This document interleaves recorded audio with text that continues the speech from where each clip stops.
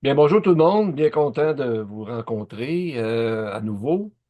Quand on s'est rencontrés au début avec Daniel, Marcoux, Jacques et quelques personnes pour parler des MEMRA, Daniel avait envoyé une liste de mots, soit bibliques, soit en rapport avec la Bible, qu'on pourrait parler. Alors, on en a fait quelques-uns dans les derniers temps. Puis il y en a un que j'ai choisi de parler aujourd'hui. Et puis, honnêtement, quand j'ai vu ce mot-là, je me disais, bof, il ne doit pas y avoir grand-chose sur ce mot-là. Parfois, on a des préjugés sur ça.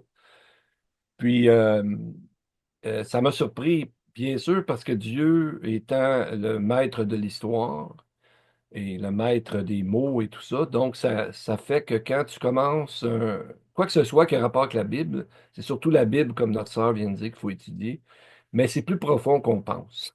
On s'aperçoit de ça dans l'histoire. Des fois, on connaît des bribes de choses qui sont arrivées.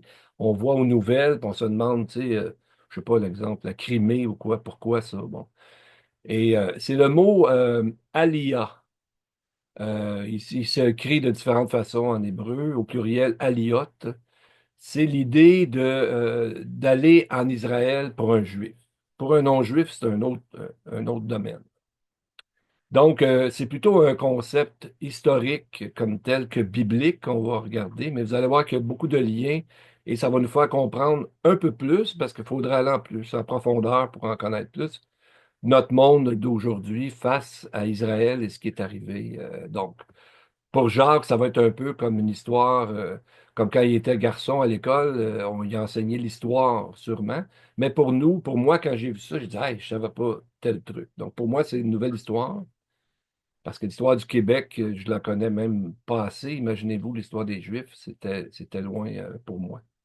Donc, littéralement, le mot Aliyah, qui s'écrit à peu près comme A-L-I-Y-A, mettons, on va prendre celle-là, c'est surtout l'idée d'une ascension ou même une élévation spirituelle. C'est basé sur l'idée biblique que l'on monte en Israël. Pour ceux et celles qui ont eu la chance d'aller en Israël, je vous le souhaite à tout le monde. Vous allez voir, quand vous allez en Israël, là, votre autobus est toujours en train de monter parce qu'il y a des montagnes alentour. Et c'est ce que Jésus dit quand les montagnes, il suffit de fuir dans les montagnes. C'est pas loin, les montagnes. Et bien sûr, David étant un homme de Dieu, mais aussi un homme de guerre, eh bien choisi cette ville-là pour en faire un lieu stratégique. Donc, comme on a dit, Aliyah, c'est le fait d'émigrer en terre d'Israël pour un juif. Un juif qui fait ça est appelé Olim. Et faire le contraire, donc sortir d'Israël pour aller dans un autre pays, c'est appelé Yérida, qui veut dire le contraire de l'ascension. C'est comme une descente. Les immigrants juifs vont aller vers un autre pays. Et le mot en hébreu, c'est le mot Yordim. Donc, à la base, c'était surtout une immigration religieuse. Généralement, les gens qui faisaient ça allaient près des lieux saints en Israël afin de continuer leur culte ou quoi que ce soit. Donc, historiquement, on ne pourra pas aller en profondeur dans chaque chose, mais on va donner quelques dates. Comme on sait, en l'an 586 avant notre ère, il y a eu l'invasion des Babyloniens. Ils avaient au début détruit les tribus du Nord, mais les Babyloniens, quand ils sont venus, ils ont détruit le premier temple et ils ont mis le feu à la ville. Et en l'an 70 de notre ère, avec l'empereur Titus romain, qui a détruit, lui, tout le deuxième temple, qui a accompli la prophétie de Yeshua qui dit, comme Jacques a dit tantôt, qu'il ne restera pas pierre sur pierre. Donc, ils ont tout détruit.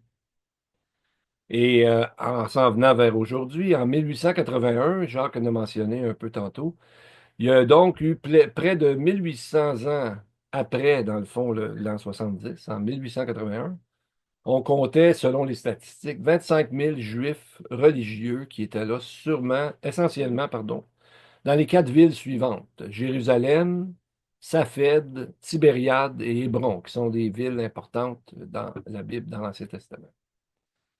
Des chercheurs ont avancé le chiffre de 15 600 Juifs environ vivant dans l'ensemble de la Palestine. Et ceux qui ont écouté les enseignements de Jacques dernièrement, Jacques a démontré que la Palestine du moment, qui a toujours été une épine dans le flanc d'Israël, à peu près la même dimension que de nos jours, à peu de choses près. Donc c'est quand même fort.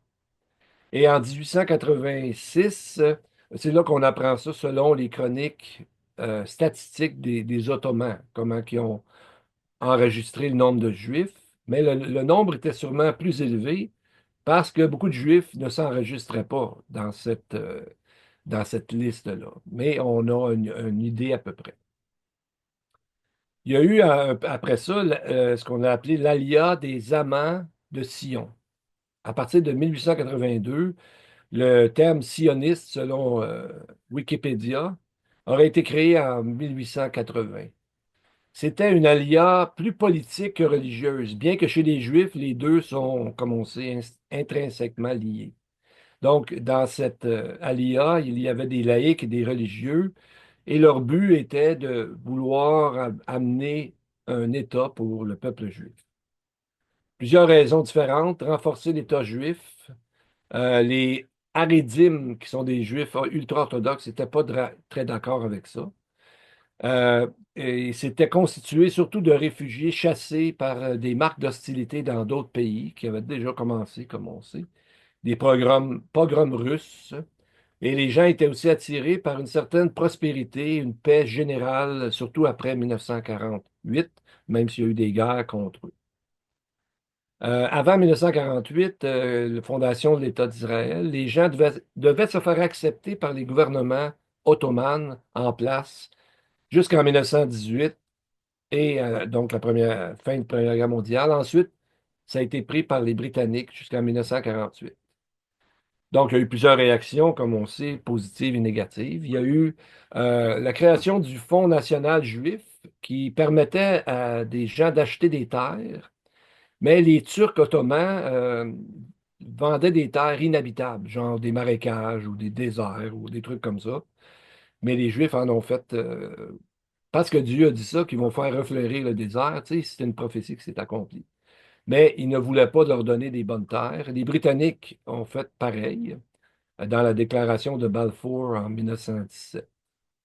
Maintenant, depuis, il y a eu plusieurs aliyas majeurs. En 1881 jusqu'en 1884, en deux temps, il y a eu, suite au pogrom russe, etc. Et j'ai vu quelque chose d'intéressant. Il y a un monsieur qui s'appelait Eliezer Ben Yehuda. Dans la première Aliyah, il a créé apparemment l'hébreu moderne. Probablement pas tout seul, là, mais c'est lui qui. Donc, l'hébreu moderne de maintenant. Et ensuite, en 1890-1891, il y a eu 10 000 personnes qui sont venues en Israël créer des colonies agricoles, surtout sur la côte. 1903-1914, il y a eu encore des pogroms russes.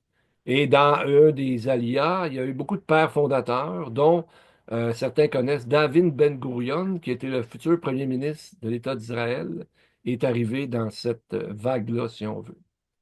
La création aussi du premier kibbutz, création de Tel Aviv en 1909, et des partis politiques ont commencé à se mettre en place.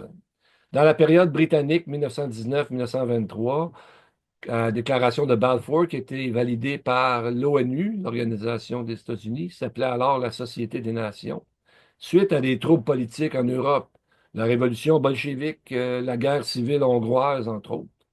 1924, au niveau des Polonais, à cause de l'antisémitisme grandissant par le gouvernement, il y a eu le traité de Varsovie qui a fait que les Juifs se sont enfuis euh, vers là. 1929 jusqu'à 1939, ça venait d'Europe centrale et de l'Est. Et l'antisémitisme qui est grandissant, puis il y a eu des accords, même avec le Troisième Reich, jusqu'à l'arrivée de Hitler qui a mis en place. Alors là, il y a eu la guerre, donc il y a eu beaucoup moins de gens qui sont allés, bien sûr, en Israël. Euh, En 1948 jusqu'à 1952, il y a eu un plan qui s'appelait le plan 1 million de Ben Gurion. Et là, à ce moment-là, la population a doublé jusqu'à être 1 300 000 en 1953. Encore là, vous savez, on n'a pas tous les chiffres, c'est pas tout le monde qui s'enregistrait. 1956 à 66, ça venait surtout de l'Europe de l'Est communiste suite à la guerre israélo-arabe en 1956. Beaucoup de gens de Tunisie, du Maroc, qui nous a donné notre bien-aimé pasteur Jacques, qui vient de là, et l'Algérie. 1970 à 1980, c'était surtout des Juifs soviétiques suite à des manifs parce que les autres voulaient émigrer en Israël, mais on les empêchait d'y aller. 1982, il y a eu de la part de l'Éthiopie. 1990 à 2005, la suite d'une vague venant d'Éthiopie et des gens qui étaient dans l'ex-URSS. Il y a eu, à partir de ce moment-là, une forte immigration occidentale venant surtout des États-Unis et d'autres pays plus de l'Occident. Et ce que j'ai trouvé, il y avait plus de 10 000 personnes par année qui y allaient. Là, on approche de nos années. 2006 à 2013, là, ça a commencé à diminuer parce que les gens voulaient plus aller en ex-URSS, puis les diasporas juives majeures de les États-Unis et de France sont moins allés en Israël à cause de tout le contexte politique.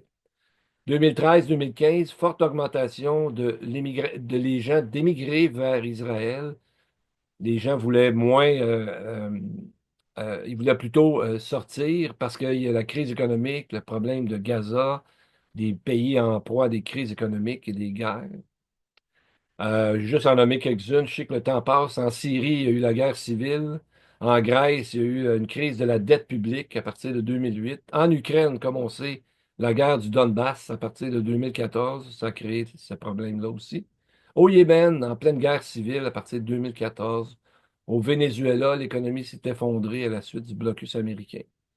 2016, il y a encore un ralentissement de l'alia des Juifs en France parce qu'ils se sentaient davantage en sécurité en France à cause du contexte politique que d'aller en Israël avec il y avait des problèmes aussi de langue, apprendre l'hébreu, les coutumes, etc. Et encore un ralentissement suite à l'annexion de la Crimée par la Russie. Ça a fait que beaucoup de Juifs sont allés, bien sûr, se réfugier en Israël. On parle de 40 000 Juifs. Suite à l'invasion de l'Ukraine, dont on est encore dedans, 13 000 Juifs en Ukraine et 20 000 Juifs russes. En 2022, 70 000 Juifs font la Yala venant de 95 pays, donc c'est beaucoup, surtout de Russie et d'Ukraine. Et là, on est en 2025, on n'a qu'à regarder alentour de nous. Et tu sais, j'aime ça, les anglophones, ils disent que his story, histoire, c'est l'histoire de Dieu, dans le fond. Dans le fond, c'est qu'on voit, pour faire un parallèle biblique, c'est Dieu a parfois fait revenir des gens, on pense à Néhémie, à Esdras, mais c'est Dieu qui disait, qui créait une situation, le roi Cyrus ou d'autres, pour que les gens retournent en Israël.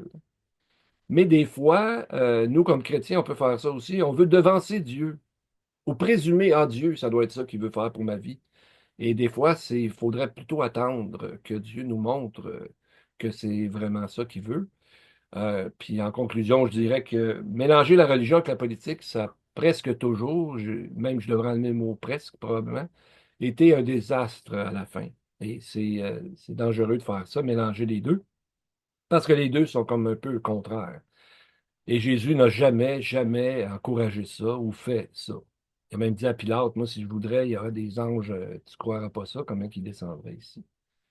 Et ce que Dieu a surtout dit, c'est de revenir à lui. Je vais juste vous citer un verset rapide en terminant. Ézéchiel 14. C'est pourquoi dit à la maison d'Israël, ainsi parle le Seigneur l'Éternel. Revenez et détournez-vous de vos idoles, détournez les regards de toutes vos abominations. Car tout homme dans la maison d'Israël, ou des étrangers séjournant en Israël, qui s'est éloigné de moi, qui porte ses idoles dans son cœur, qui attache les regards sur ceux qui l'a fait tomber dans son iniquité, s'il vient s'adresser au prophète pour me consulter par lui, moi, l'Éternel, je lui répondrai moi-même. Donc, d'un côté ou de l'autre, on est toujours mieux de demander au Seigneur avant de faire quelque chose. C'est un peu ce qu'il dit, là. Je vais lui répondre moi-même. Et gloire à Dieu pour ça, parce que Dieu n'est pas un Dieu loin sur un nuage qui ne s'occupe pas de nous, mais il nous dit qu'il va nous parler, comme Jacques a dit. Quand on va voir dans notre Bible, on va voir qu'il va nous enseigner plein de choses.